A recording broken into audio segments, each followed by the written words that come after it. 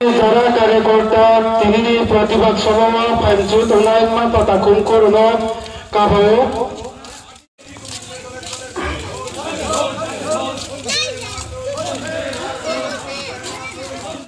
Chiara आचो फेनाइमा जतनो काबाजो दैनि तिनी स्वागत भाषण दिनाय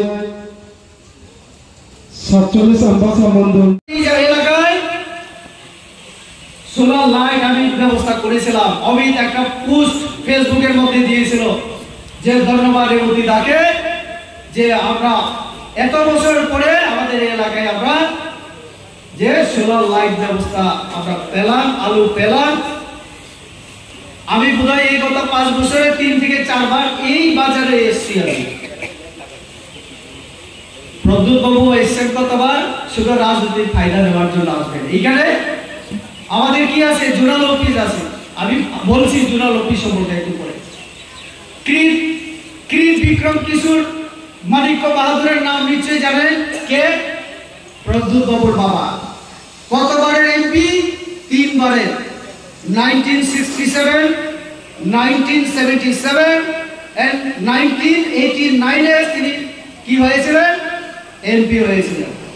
প্রদ্যুৎ বাবুর মা বিভু কুমারী দেবী, উনিও এমপি হয়েছিলেন। কখন জানেন?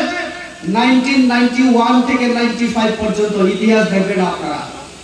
এই বাড়ি থেকে, রয়্যাল ফ্যামিলি থেকে কৃত বিক্রম কিশোর 3 বার, 15 বছর, 5 বছর বিভু কুমারী দেবী, এখন 5 বছর কৃতি দেবী সিং। বাবা মা মেয়ে মিলে কত বছর? 25 বছর হবে। তিপ্রাসার জন্য কৃত বিক্রম কংগ্রেসের এমপি ছিলেন। সেই সময় যদি দাঁড়িয়ে পার্লামেন্টে বলতেন, ইন্দিরা মুজিবর চুক্তির কথা শুনেছেন আপনারা? ইন্দিরা মুজিবর চুক্তির সময় যদি বলতেন কৃত বিক্রম ত্রিপুরা কা রাজা হু, আমার জনজাতি রবি, হ্যাঁ আবকুমাই দেখা। এই ভারতবর্ষের মধ্যে এরকম কোন রাজনৈতিক দল নেই যারা জনজাতিকে এত সম্মান দেখিয়েছে, এত সম্মান, এত অধিকার, এত সুযোগ সুবিধা দিয়েছে। কোন সরকার, কোন দল ভারতবর্ষের ইতিহাসে কেউ দেয়নি।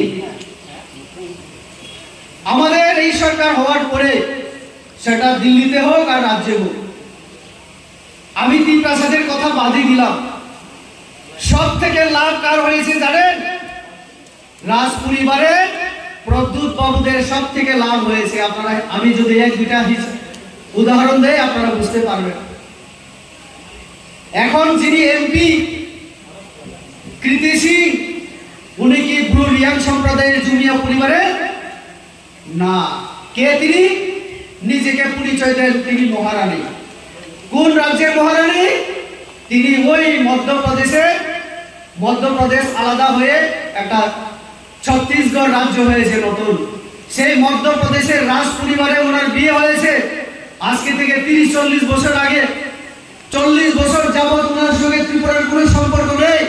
হঠাৎ ইলেকশন এলো, ওনার ভাই প্রদ্যুৎ বাবু ওনাকে আনলেন, বললেন আমার বড় বোন রাজ পরিবারের মহারানী, মধ্যপ্রদেশের মহারানী। তিপ্রাসার কথা উনি বুঝেন না, বুঝেন না, আপনারাই বুঝতে পারবেন।